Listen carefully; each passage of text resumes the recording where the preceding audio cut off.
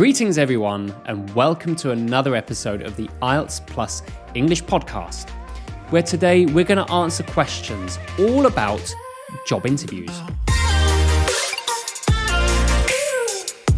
So yeah, I like this one. I've been looking forward to this one because I teach students here to prepare for their job interviews. So I have quite a lot of engagement with English job interviews. I have a course.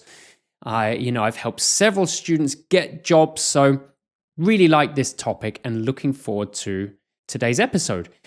I am going to keep things a bit shorter today because I've done some long episodes, lots of rambling, but hopefully useful.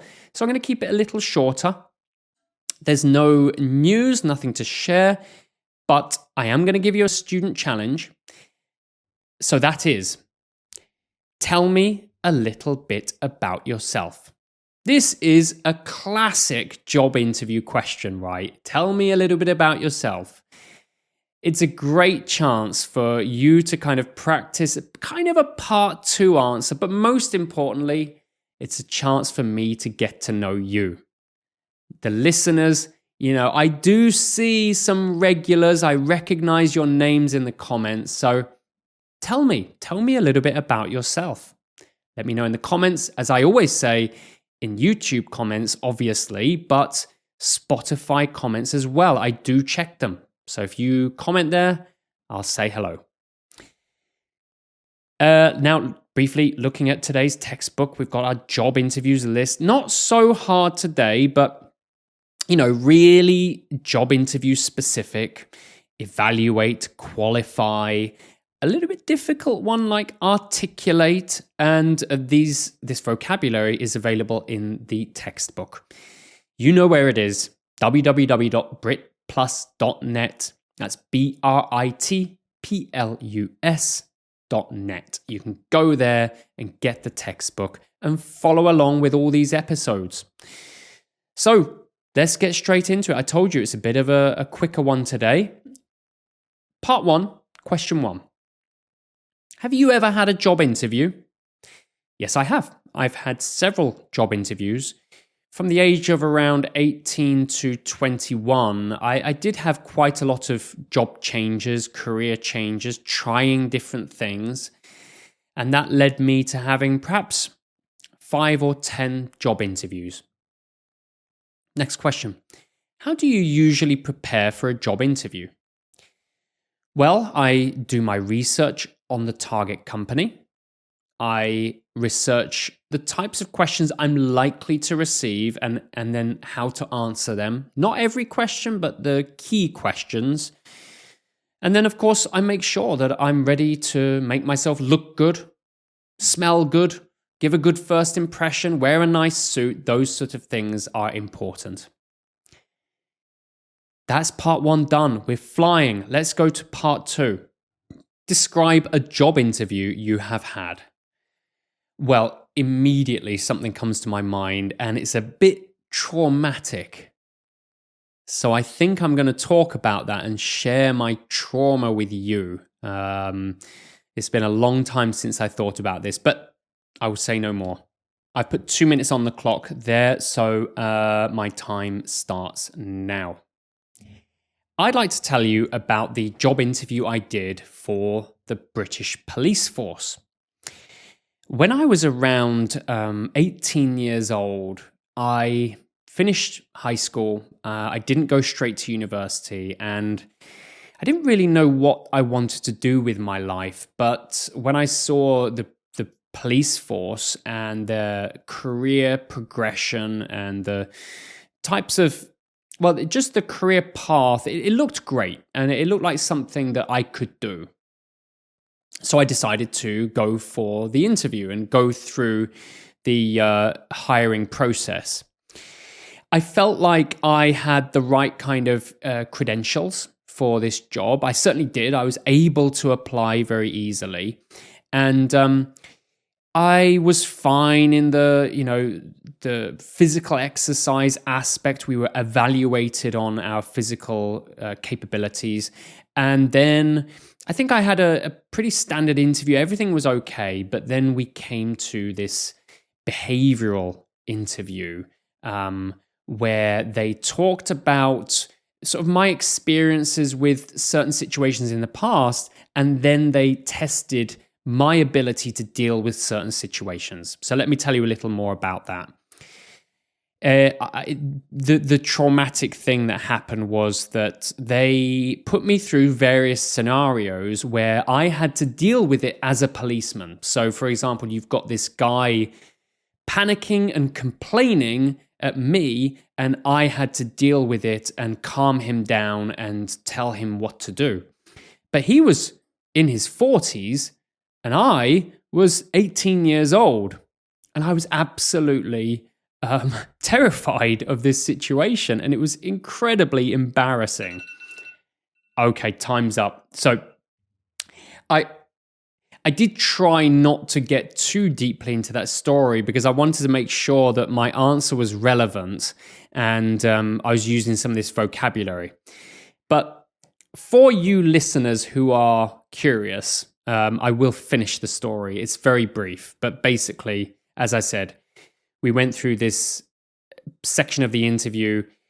He's this kind of 45, 50-year-old man panicking in front of me. And I didn't know what to do. And I froze. And I remember, because he's an actor, he kept kind of pushing me to do something, still acting. And I just was saying really simple things like, oh, don't worry. Everything's okay. I was so shy and meek, as this little 18-year-old boy. And eventually he gave up and he lowered his head and said no more. And lowering his head meant this acting is over. And it was a nightmare. My result was awful and I failed. So that's my traumatic experience. I haven't thought about it for years and years, but it was really awful and really knocked my confidence for a while. Okay, we'll move on to some part threes. And first question is, how can a candidate make a good impression during a job interview? Well, to make a good impression, you definitely have to be professional. You have to look professional. So I think the first thing is you must dress well. You must wear a suit.